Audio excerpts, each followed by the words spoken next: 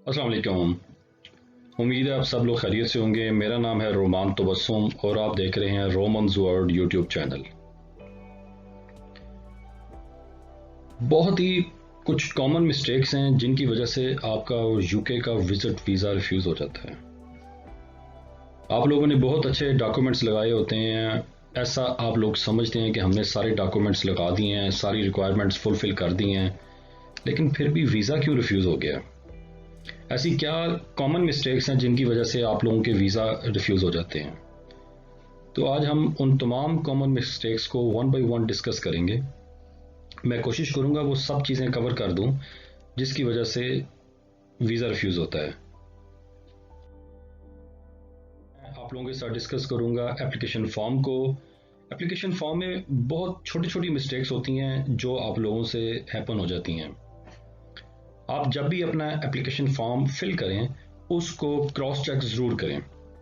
अपने नेम के spelling, date of birth, आपकी वो डिटेल्स पासपोर्ट के साथ मैच होनी चाहिए। जो बेसिक डिटेल्स हैं, पासपोर्ट का जो डाटा है वो आपस में मैच होना चाहिए। आपकी जो प्रीवियस एप्लीकेशन आपने सबमिट की थी, आपका उसमें वीज़ा लगा था या नहीं लगा था, दोनों सूरतों में जो डिटेल्स आपने प्रीवियस एप्लीकेशन में ब्रिटिश हाई कमीशन को या होम ऑफिस को प्रोवाइड की थी, कोशिश करें वही डिटेल आप अपनी नई एप्लीकेशन में मेंशन करें। आप लोग भूल जाते हैं कि आपने पिछली एप्लीकेशन में क्या फॉर्म फिल किया था और अब क्या लिखें।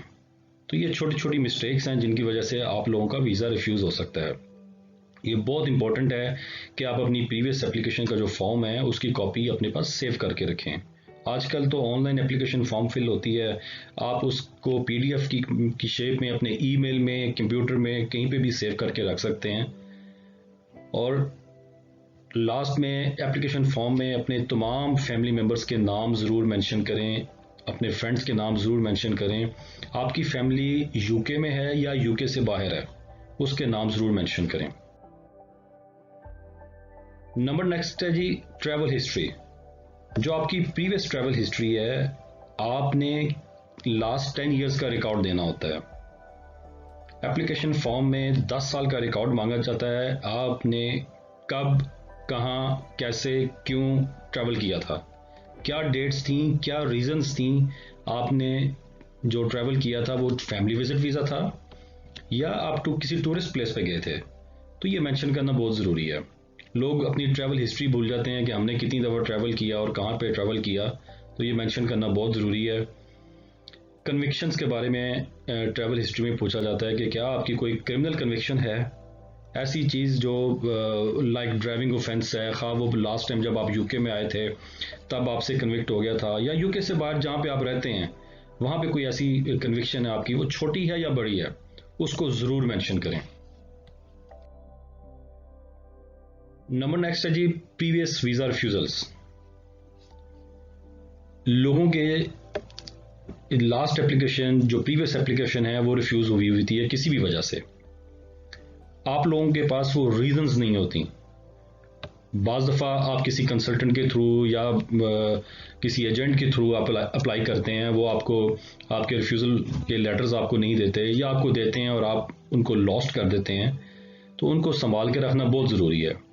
एप्लीकेशन फॉर्म में लास्ट 10 ईयर्स का आपसे पूछा जाएगा कि आपका यूके का या किसी और मुल्क का वीज़ा रिफ्यूज़ हुआ, और अगर रिफ्यूज़ हुआ तो उसकी रीज़न क्या थी, क्या डेट थी।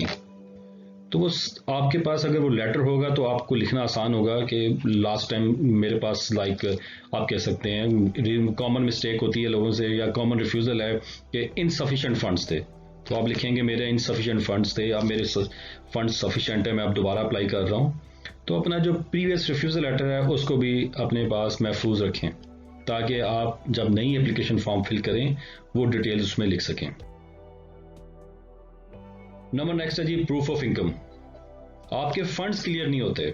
आप एप्लीकेशन फॉर्म में बताते हैं कि फंड्स के बारे में बताते हैं लेकिन वो क्लियर नहीं है, आप उनको जस्टिफाई नहीं कर पाते कि ये फंड्स कहाँ से आए हैं। कॉमन मिस्टेक लोग ये करते हैं कि एप्लीकेशन फॉर्म फिल करने से पहले, एप्लीकेशन सबमिट करने से पहले अचानक से बड़ी बड़ी ट्रांजैक्शन कर देते हैं अपने बैंक अकाउंट में। आप सैलरीड पर्सन है, आपकी एक लिमिटेड सैलरी है और आपके अकाउंट में अगर बिग ट्रांजैक्शंस होती हैं तो उनका प्रूफ नहीं है आपके पास। आपके अगर बिग ट्रांजैक्शंस हैं, लाइक आपने अपनी प्रॉपर्टी को सेल किया है या कोई गाड़ी वगैरह सेल की है या किसी और बिजनेस से आपको पैसे मिले हैं, तो आपको उसको जस्टिफाई करना है, एक्सप्लेन करना है। इस बात का इंतज़ार मत करें कि आपको ब्रिटिश हाई कमीशन फ़ोन करके पूछेगा कि ये ट्रांजैक्शन कैसे हुई है। वो मोस्टली वो नहीं पूछते, 90% केसेस में वो फ़ोन करके नहीं पूछते कि ट्रांजैक्शन को जस्टिफाई करें।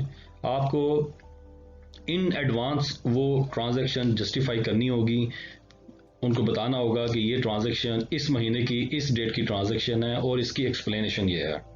तो फंड्स क्लियर करना बहुत ज़रूरी है। आपको अपने सारे प्रूफ्स लगाने हैं इनकम के, salary slip, bank statement, employment letter, ये सब चीज़ें एप्लीकेशन के साथ लगाना बहुत ज़रूरी है। और ऑल सोर्स ऑफ इनकम, बाज़ दफ़ा आप सैलरी कर रहे होते हैं, सैलरी के साथ आपको आपकी प्रॉपर्टी का रेंट आ रहा है, आप बिजनेस भी साथ कर रहे हैं, तो अगर आपके एक से ज़्यादा सोर्स ऑफ इनकम है तो उनको डिक्लेयर करना बहुत ज़रूरी है और अच्छे से एक्सप्लेन करना ज़रूरी है। एक कवर लेटर में आप उनको सारा एक्सप्लेन कर सकते हैं। एप्लीकेशन फॉर्म में एडिशनल इन्फॉर्मेशन का एक सेक्शन होता है, उस सेक्शन में आप 1 बाय 1 सारी चीज़ें उनको मेंशन कर सकते हैं कि ये इनकम मेरी सैलरी सोर्स से है, ये सेल्फ एम्प्लॉयमेंट सोर्स से है, और ये मेरी कोई प्रॉपर्टी थी, मैंने उसको सेल किया है या मुझे वहाँ से रेंट आता है। तो इसको मेंशन करना बहुत ज़रूरी है।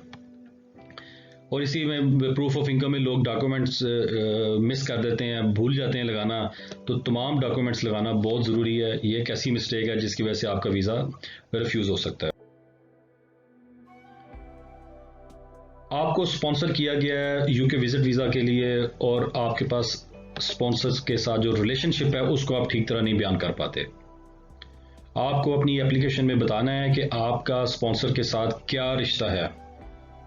आपको प्रूफ ऑफ रिलेशनशिप देना है। अगर आप बर्थ सर्टिफिकेट्स दे सकते हैं, फैमिली ट्री बना सकते हैं कि आपके अंकल हैं, अगर अंकल हैं तो मदर साइड से हैं या फादर साइड से हैं, कजन्स हैं, जो भी आपका रिलेशन है वो आपको सारे के सारे प्रूफ्स लगाने हैं। आप पिक्चर्स लगा सकते हैं। आपका कोई ईमेल एक्सचेंज है आपस में, लेटर्स आपने एक दूसरे को लिखे हुए हैं, तो वो आपको साथ लगाना बहुत ज़रूरी है।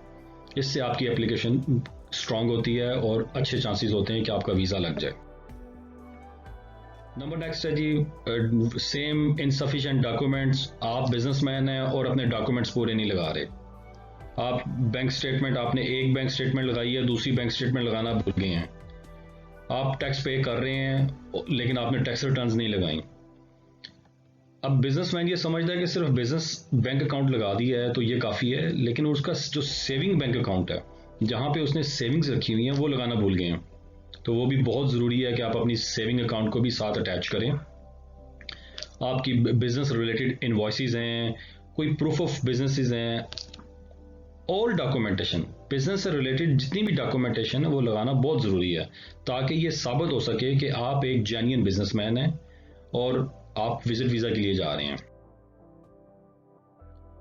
फिर आपका पर्पस ऑफ ट्रैवल क्लियर नहीं होता। आप यूके क्यों जा रहे हैं, विजिट वीज़ा करने का मकसद क्या है? क्या आप एज ए टूरिस्ट जा रहे हैं या आप फैमिली विजिट वीज़ा के तौर पे जा रहे हैं? फैमिली विजिटर हैं या टूरिस्ट वीज़ा पे आप अप्लाई कर रहे हैं? एप्लीकेशन फॉर्म के शुरू में मेंशन होता है कि टूरिस्ट वीज़ा है तो उसको टिक कर दें, फैमिली विजिट वीज़ा है तो उसको टिक करें। तो वो प्रॉपर एप्लीकेशन फॉर्म को फिल करना बहुत ज़रूरी है। आपको अपना पर्पस क्लियर करना बहुत ज़रूरी है कि आप अगर आप फैमिली मेम्बर से मिलने जा रहे हैं तो उसके रिलेटेड डॉक्यूमेंट्स ज़रूर अटैच कर दें। आपकी बिजनेस मीटिंग है, कोई बिजनेस कॉन्फ्रेंस है, तो उसके डॉक्यूमेंट ज़रूर अटैच करें कि किस कंपनी ने आपको इनवाइट किया है, आप किस जगह जाके अकोमोडेट अपने आप को करेंगे, किस जगह रहेंगे, किस जगह रिहाइश इख्तियार करेंगे, क्या आपका प्लान है। कोशिश करेंगे कवर लेटर में सारा डिटेल से एक्सप्लेन करें। कोई बर्थ सर्टिफिकेट्स हैं, अगर आप फैमिली मेम्बर के तौर पे जा रहे हैं, आपके रिलेटिव्स हैं, कजन्स हैं, अंकल हैं, तो बर्थ सर्टिफिकेट, फैमिली चार्ट वगैरह ज़रूर लगाएं। पिक्चर इसमें एक प्लस पॉइंट होगा कि अगर आपकी पिक्चर्स भी हैं आपस में तो वो भी आप ज़रूर उन पिक्चर्स को लगाएं जिससे आपकी एप्लीकेशन मोर स्ट्रॉन्ग हो जाएगी। नंबर नेक्स्ट है जी, स्ट्रॉन्ग टाइज। आप विजिट वीज़ा अप्लाई कर रहे हैं, यूके जा रहे हैं, तो बैक होम जिस भी मुल्क से आपका ताल्लुक है वहाँ पे आपकी क्या स्ट्रॉन्ग टाइज हैं उनको मेंशन करना बहुत ज़रूरी है। आपके पेरेंट्स होते हैं, आपके बच्चे होते हैं, आपकी बीवी या आपके शोहर होते हैं, आप उनका नाम, उनके वेयर अबाउट्स मेंशन करना भूल जाते हैं। आप समझते हैं कि ये डिटेल मेंशन करना ज़रूरी नहीं है, ये बहुत ज़रूरी है। अगर आपकी strong social ties back home नहीं है तो आपकी एप्लीकेशन वीक कंसिडर की जाएगी। अगर आप अपनी एप्लीकेशन को स्ट्रॉन्ग कंसिडर करवाना चाहते हैं, वीज़ा जो लगने का रेशो है उसको मज़ीद बढ़ाना चाहते हैं, तो strong social ties back home आप ज़रूर मेंशन करें। आपको ये रीजंस देनी है कि आप यूके विजिट वीज़ा के बाद वापस चले जाएंगे। नंबर नेक्स्ट है जी आपके डॉक्यूमेंट्स। कभी भी आप किसी की बातों में, किसी एजेंट या कंसल्टेंट की बातों में आके फेक डॉक्यूमेंट्स ना लगाएं, जाली डॉक्यूमेंट्स ना लगाएं। जो आपके जेन्युइन डॉक्यूमेंट्स हैं, जेन्युइन बैंक स्टेटमेंट है, एम्प्लॉयमेंट के डॉक्यूमेंट्स हैं, आपके जॉब रिलेटेड या बिजनेस रिलेटेड डॉक्यूमेंट्स हैं, सिर्फ वही अटैच करें। अगर आप फेक डॉक्यूमेंट्स लगाते हैं तो अप टू 10 ईयर्स तक आप बैन कर दिए जाते हैं। आप 10 ईयर्स तक आपको दोबारा वीज़ा नहीं मिलेगा, आपको बैन कर दिया जाएगा और आप फिर 10 साल के लिए वीज़ा अप्लाई नहीं कर सकेंगे। तो मेरी रिक्वेस्ट है कि कभी भी किसी को पे ट्रस्ट ना करें। इस मामले में जो डॉक्यूमेंट्स आपके हैं आप उनको देखें और जो आपसे रिलेटेड हैं सिर्फ वही डॉक्यूमेंट्स आप सबमिट करवाएं अपनी एप्लीकेशन के। नंबर नेक्स्ट है जी आपको बाज़ दफ़ा कोई पेनल्टीज़ लगी होती हैं इनसाइड यूके या आउटसाइड यूके। आप प्रीवियसली कभी आपने यूके ट्रैवल किया है या आप यूके से बाहर किसी भी मुल्क में आपको कोई पेनल्टी है, उस पेनल्टी को डेफिनेटली मस्ट अपनी एप्लीकेशन में मेंशन करें। लोग भूल जाते हैं कि हमारी कोई कन्विक्शन थी, कोई पेनल्टी थी और वो एप्लीकेशन फॉर्म में नो लिख देते हैं। अगर आप यस लिखते हैं और नीचे बताते हैं कि ये एक छोटा सा प्रॉब्लम हुआ था और उसकी रीज़न क्या थी, तो ये आपका इससे रिफ्यूज़ नहीं होगा वीज़ा। ना लिखने से तो ज़रूर रिफ्यूज़ हो जाएगा। तो एट दी एंड मैं आप सबको यही कहना चाहूँगा कि कोशिश करें कि सारे के सारे सपोर्टिंग डॉक्यूमेंट्स ज़रूर अटैच करें एप्लीकेशन के साथ। आपके जॉब रिलेटेड हैं, बिजनेस रिलेटेड हैं, फैमिली रिलेटेड हैं। इससे आपकी वीज़ा एप्लीकेशन स्ट्रॉन्ग होगी, आपके वीज़ा लगने के चांसेस ज़्यादा होंगे। तो ये वो तमाम कॉमन मिस्टेक्स थी। मैंने कोशिश की इन सब कॉमन मिस्टेक्स को आपके साथ डिस्कस करूं, आपके साथ शेयर करूं। इसके बावजूद अगर कोई आपका क्वेश्चन है जो आप समझते हैं मैंने कवर नहीं किया, आप प्लीज़ मुझे कमेंट्स में ज़रूर पूछिए। मैं आपसे रिक्वेस्ट करूंगा please like my video and share with your friends. अल्लाह हाफिज़।